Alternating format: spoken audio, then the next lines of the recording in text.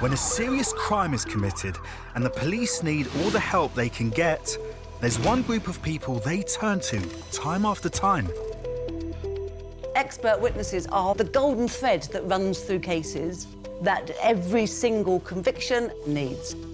An extraordinary army of men and women with the expertise to reveal the hidden clues criminals have left behind.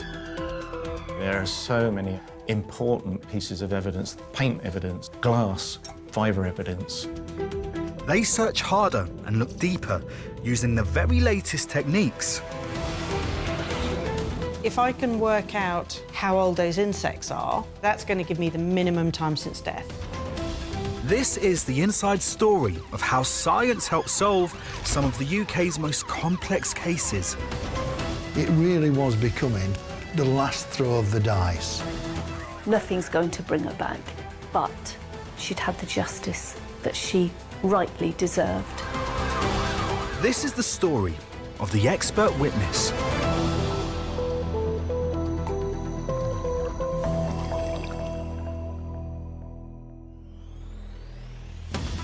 In this programme, we discover how the study of insects was crucial in solving the mystery disappearance of a Warrington teenager. We didn't know how she got there. We couldn't find any sort of sightings of her, and nothing. She just disappeared completely. And how an expert witness analysed expensive paintings and revealed the work of a skilled forger. It's really only in the last 20 to 30 years that it's taken off in terms of analysing artworks to work out when, where they were painted, perhaps by who.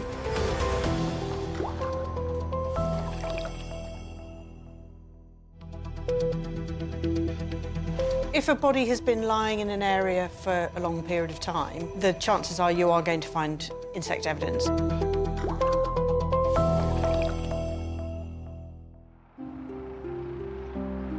Warrington, 2003. 17-year-old Shafelia Ahmed is a pupil at this sixth form college. She's an ambitious and diligent student who enjoys an active social life. So when she didn't appear at school, it was clear something was wrong. The bright student who was studying A-levels and dreamed of being a lawyer was last seen by her parents on September the 11th. Detective Geraint Jones from Cheshire Police was put in charge of the investigation. The media attention was huge, really, from the first announcements, really, that we were looking for Shafelia. You know, you got a 17-year-old girl who's missing. 17-year-old Shafelia Ahmed. Shafelia Ahmed. Shafelia Ahmed. We need the public to help us. We don't solve anything without witnesses. So a lot of this was an appeal for help, for someone who may know something, to come forward and tell us. And we didn't get anything, really. We didn't get anything. With no information from the public, attention began to fall on one unusual aspect of the case. Questions have been raised as to why the parents didn't report their daughter missing. It was teachers at her old school who got in touch with the police. She finished work at a call centre in Warrington where that was the last independent sighting of her. There was some suspicion that something had happened to Shafelia, and the parents had never reported her missing. Shafelia's parents responded to pressure from the media and gave an interview. I'm not a strict parent in any way whatsoever, right? Well, I just waited until Monday, right, if she hadn't turned up in school, because we assumed automatically that she's gone with her friends or a boyfriend, possibly. But so that's one of the reasons that we thought, well, we'll give it a couple of days, see if she turns up in school, and then try and solve the matter. Jasvinda Sengera works for Karma Nirvana, a charity that offers support for victims of domestic abuse. She felt increasingly uneasy when she saw Shafelia's father speaking on the news. It was in that role as a campaigner that I identified the case of Shafelia Ahmed. I actually remember hearing about the case, driving into work one morning and hearing her father talk about how she has gone missing, but she's probably at her boyfriend's house. And I thought, alarm bells immediately, because in the history of supporting victims of honour abuse and forced marriages, I can tell you that fathers would not give permission for their daughter to date. So I thought, something's not right here. We were trying to, look up under every stone for Shafelia, but also at the same time starting to investigate. So a real shift in mindset. We've done a lot of liaison with the family, so every time a body was found, we'd be informing them, just to let you know, out of courtesy. Anyway, Iftika says, come back when you're 100%, otherwise I don't want to know. So again, they come away and say, that's bizarre behaviour. So it makes you start to think there's more to it. For 5 months, there was still no sign of Shafelia. Then Grant got word of a shocking discovery. I was driving into work on a Tuesday morning and I heard it on the news that a body had been found. The badly decomposed body of a young woman was discovered in the Lake District. The body was found in Cumbria, more than 70 miles away from Shafelia's home in Warrington. But dental records and DNA confirmed it was her. This is the banks of the River Kent where Shafelia's body was found. Shafelia's body was in the bushes just behind that rock that's now got a lot of moss on it there. She's not someone that would have just died naturally quickly at her age. And if it's not natural and then she's not found her way here on her own, then what other conclusion can you come to other than her death is as a result of a third party? Someone just doesn't come to somewhere like this and curl up and die. Someone puts them here. They had found Shafelia's body, but there were now more questions and still very few answers. We've now got a body. We didn't know how she got there. We couldn't find any sort of sightings of her, nothing. She just disappeared completely from that 11th of September. So how did she get there and how long has she been there? Grant had to find answers to these questions. With so little to go on, he turned to entomology, the study of insects. An expert witness, Amorette Whitaker. When a body first dies, the body will start to decompose straight away, basically. And when the body starts to create an odour, that attracts insects, specifically blowflies, so blue bottles and green bottles. So they're attracted to the body to feed on it and for the females to lay her eggs on it. And after approximately 24 hours or so, the eggs will hatch out as first instar larvae, so these are very, very small larvae, and they will start feeding on the body straight away. The larvae will molt twice. This allows them to grow as they're feeding. Amorette hoped that by studying the various life stages of the insects, she would be able to start putting together a timeline of events. You want to find the oldest insects at the scene. Once they finish feeding on the body, they're going to leave the body to pupate. When the larvae leave the body, they're going to try and burrow into the soil and under vegetation in order to find somewhere to pupate. So what we need to do is just move some of the soil out of the way and see if there's any insect evidence in here. By looking at the larvae and their development, it's possible to estimate how long a body has been at the scene. The white ones that you can see, which are still moving, so these are larvae or maggots, and these are no longer feeding, so they've moved off the body. As you can see, they're still burrowing down into the soil. And then you've also got some darker ones here, which are no longer moving. These are now starting to pupate. Samples from the scene are then taken back to the lab for further analysis. You want to preserve your larvae in the stage at which they're found at the scene, because you're effectively stopping the clock at that point. Different species develop at different rates, so you really need to look at the insects under a microscope in order to be able to identify them correctly.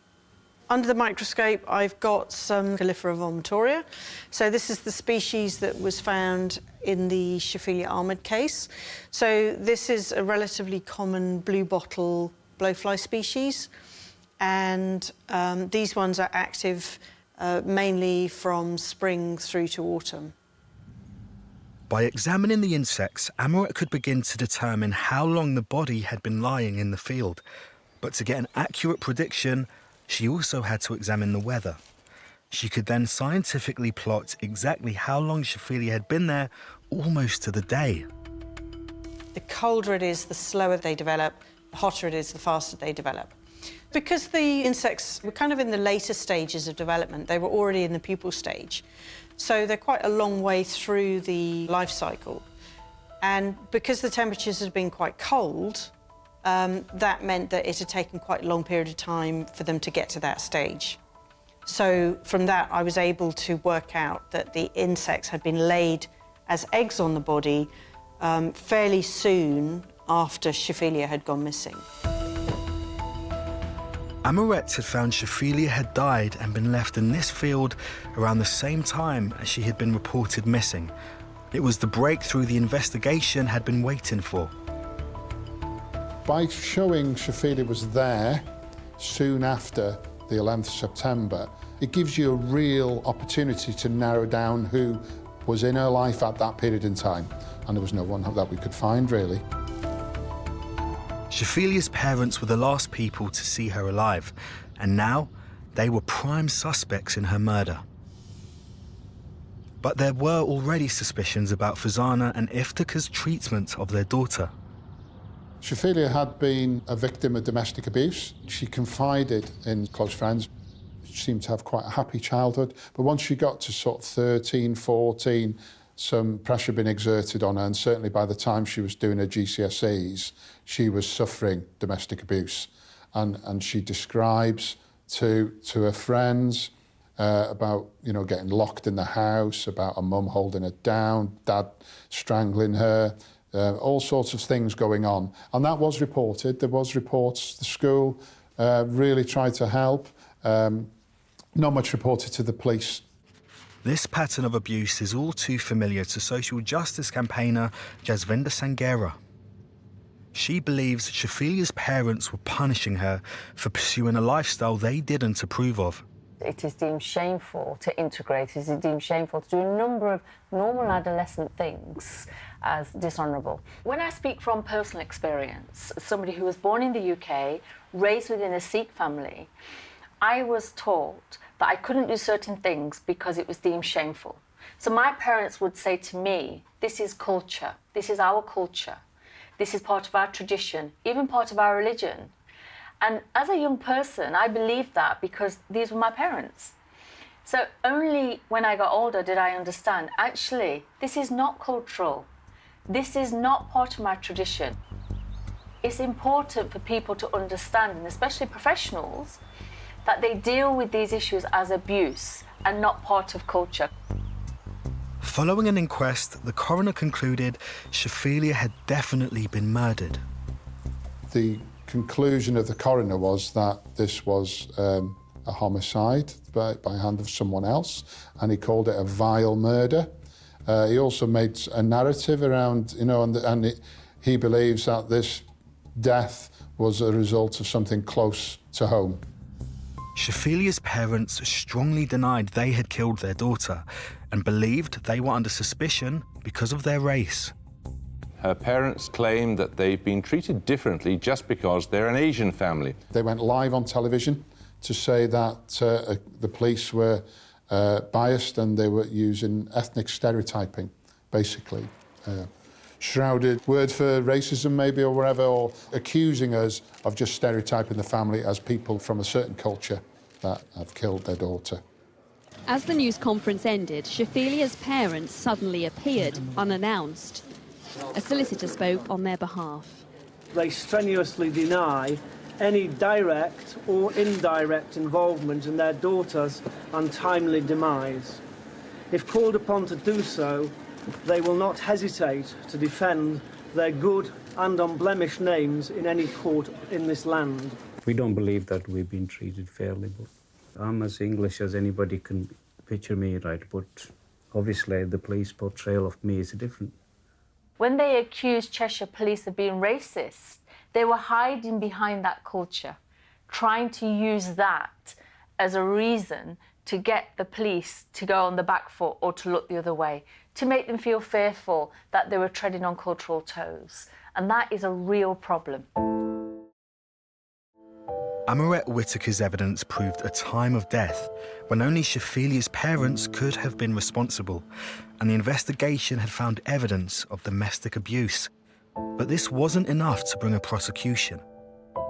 For another 2 years, the investigation remained a stalemate, until a shock confession cracked the case open. The sister of Shafelia Ahmed, the teenager from Warrington allegedly murdered by her parents over 8 years ago, has spoken of her relief for telling police what happened. Alicia Ahmed says she witnessed the killing, but kept it secret because she loved her parents. I'd moved on as a superintendent by then.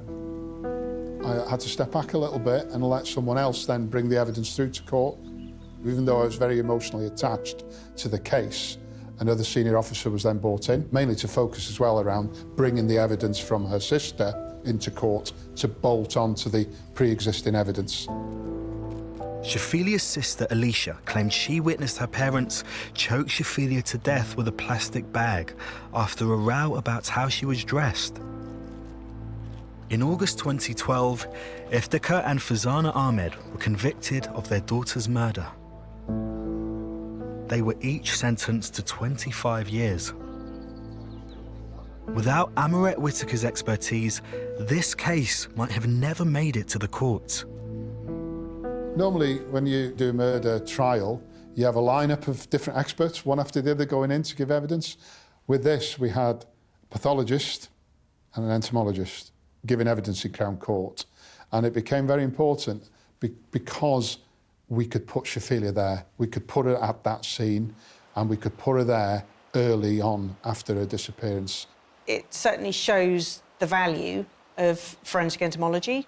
I am very pleased that the evidence that I gave did make a big contribution to the case. Shafelia's case also shone a light on abuse within families, sometimes missed by authorities. There's the National Day of Memory now, which is on Shafelia's birthday every year. And, you know, Shafelia's legacy is around making things safer for other people. This young girl, this 17-year-old girl that had everything to live for, was put on the floor by her mother and father, held down and suffocated to death while the siblings watched. Now, the reason they're referred to as honour killings, and we have to recognise this, is because the mother and father saw Shafelia not as a victim, but as a perpetrator and somebody who has dishonoured the family. And that's why they call it an honour killing. To reclaim their honour, they murdered their daughter. We have to acknowledge it was honour related, but they are dishonourable killings because there is no honour in killing anyone.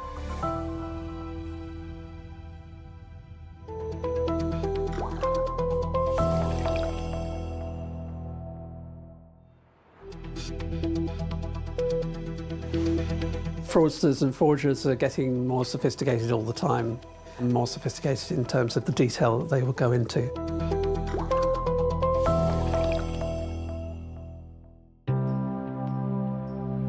(1999). In London's art world, a wave of paintings by a Victorian artist called John Anster Fitzgerald is beginning to hit the market. Journalist Georgina Adam remembers the crime only too well. John Anster Fitzgerald was a Victorian period painter, quite self-taught. He was really rather outside the mainstream, and he's particularly noted for paintings of fairies. He became a well-known painter, and his works of art can fetch up to £500,000 today. Rupert Mass is a well-respected art dealer.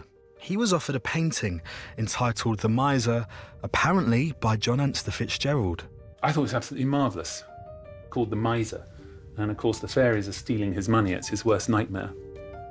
The man selling it was Robert Thwaite, and he had a plausible reason for wanting to part with the painting. He said that the painting had belonged to his family and had come into his family as a result of a settlement of a debt. But Rupert had some concerns and didn't buy the painting right away. There was something about it that didn't quite ring true, that the colour particularly, and also the surface had a very, very thick layer of varnish on it. Rupert consulted an art restorer who said he believed the picture was genuine. So Rupert snapped it up for £20,000. Not long afterwards, a second painting, Going to the Masked Ball, also attributed to Fitzgerald, appeared on the market. It fetched nearly £100,000 at auction. It was bought by another reputable dealer. He didn't think it was in very good condition. He paid £100,000 for it all the same. So he took it to a restorer. The painting appeared to have been touched up over the years. This is not unusual, and restorers will often remove the layers of new paint to reveal the original work beneath. And when the restorer started taking off some of the overpainting, it was at that point that they realised that it actually had a lot of problems. The restorer began to suspect the painting could be a fraud. To find out for sure, he sent the work to art detective and expert witness, Dr. Nicholas Eastor, for scientific analysis.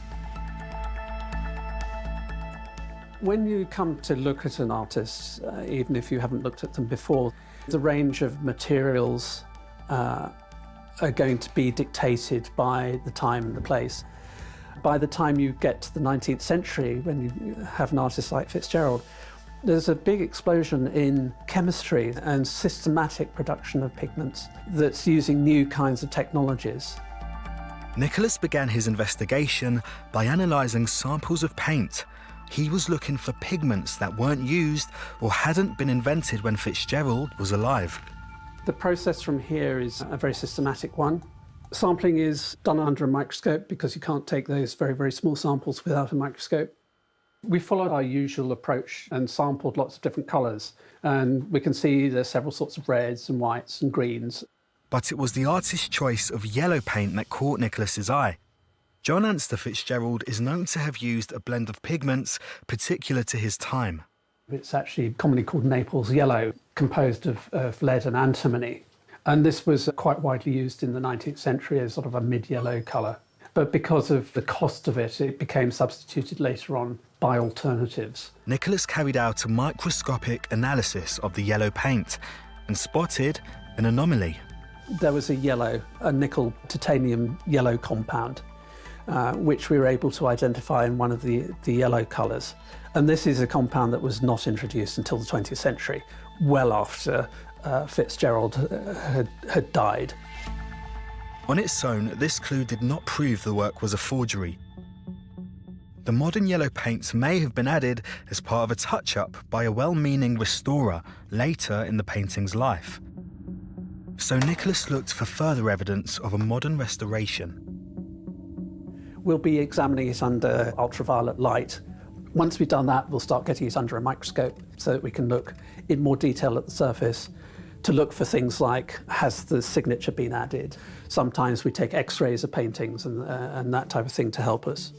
But Nicholas could find no further evidence of a modern restoration and began to suspect the conspicuous yellow paint was the result of a slip-up by a skilled forger. There was no evidence that it was part of any later campaign of restoration. It points to a common error.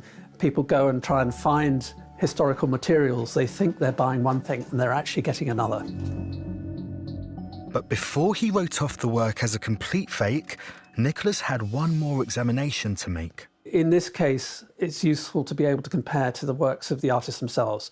Do you find the same materials? Do you find the same painting techniques? Do you find the same kinds of appearance? Nicholas needed to be sure his scientific findings were backed up by a centuries-old method of detecting forgeries, connoisseurship, or the knowledge of how an artist paints. You could see that Fitzgerald habitually was drawing. These fake Fitzgeralds didn't have that.